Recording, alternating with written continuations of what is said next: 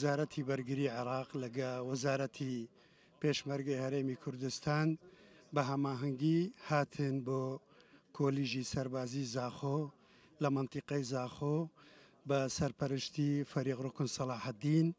کە معاونین ڕئیس ئەرکانی جێشە بۆ مەشقکردن لەگەڵ سەرۆکی زانکۆی لەشکری بەغدا لەگەڵ ڕاگیری کۆلیژی ئەرکانی سەر بە هەرێمی کوردستان بۆ جێبەجێکردنی تەمرینێک بە مشتەرەکی لە نێوان قوتابیانی کولیەی ئەرکانی وەزارەتی بەرگری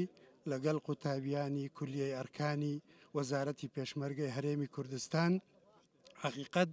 جێگای دڵخۆشیە کە ئیمڕۆ دەیانبینین وەزارەتی بەرگری لەگە وەزارەتی پێشمەرگە پێکەوە هاتینە بۆ ئەم مەنتیقەی بۆ جێبەجێکردنی تەمرینێک لەسەر ئاستی لیوای پیادەی ئال.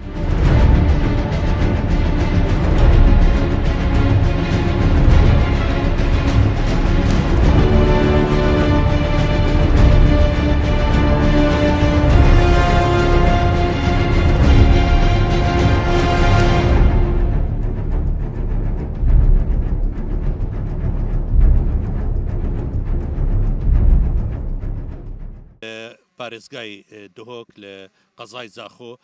تمرینمان هەیە تمرین پێڵەن تمرین تعبەوە بدون قەتەعات بۆ تەڵەبەی کولیەی ئەرکانی عێراق و تەڵەبەی کولیەی ئەرکان وەزارەتی پێشمەرگە ئەوە هەماهەنگی و تەنسیق هەیە و هەروەها تەعاون هەیە بینی هەردوو وەزارەت بۆ ئەوەی ئاستی تەڵەبەکان بەرزکەینەوە بۆ ئەوەی استعدادی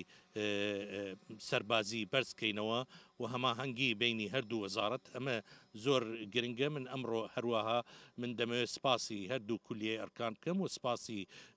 وەزارەتی پێشمەرگە بۆ ئەو هەماهەنگی و ئەم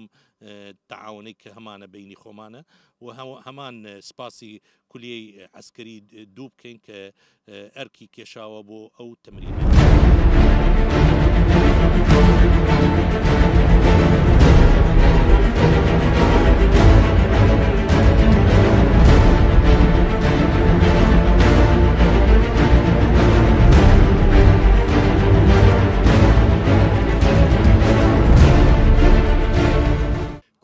أركان بغداد جولاك ميداني هابو تمرينك تطبيق نيابي تمرين دفاع الأبطال تمرين تعبوي بدون قطاعات بمستوى لواء مشاة آلي.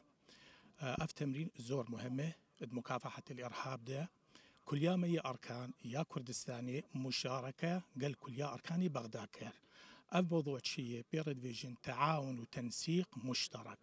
أف تعاون وتنسيق مشترك هدفي تبادل الخبرات والمعلومات التعبوية بين كليامية أركاني كردستاني وكليا أركاني بغداد. كوليجي أركاني شعار قرنا لوزارتي بيشمرقة كهاوبش لقل كوليجي أركاني وزارتي برقري عراق راهناني شي هاوبش جيبجي دكين لا برقري باڵەوانانە کە ڕاهێنانێک کە بەبێ یەکەی سەربازی جێبەجێ دەکرێت.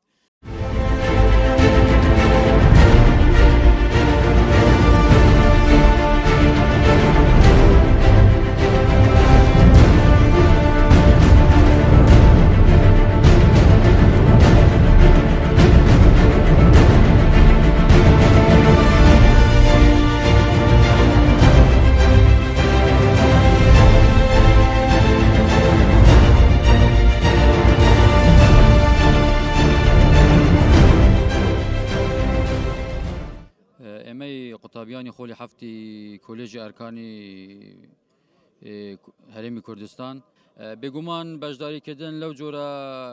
کارانە شتێکی زۆر گرنگە لە ناحیەی عەسکەری و هەم بۆ ئاڵوگۆڕکردنی زانیاری شارەزابوون لەو مەناهەجانەی ئەوان بەکاردێنن مەناهەجەکانی ئەوان بەکاردێنن. دیارە ئەم جۆرە خولانە گرنگی خۆی هەیە بۆ یەکەم جاریش ئەم جۆرە خولانە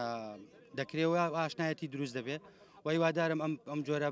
خولانە یاخود ئەم جۆرە تەمرینی و ڕاهێنانە کەشەی پێ بدرێت بۆی زیاتر ئاشنایەتی پێیاکەیت چونکە گرنگە ئەوەکو ئەفسەری ڕووکن لە هەرێمی کوردستان بۆی زیاتر بتوانین پەرە بە زانیاریەکانمان بدەین بۆ خزمەتی خاک و نیشتیمان.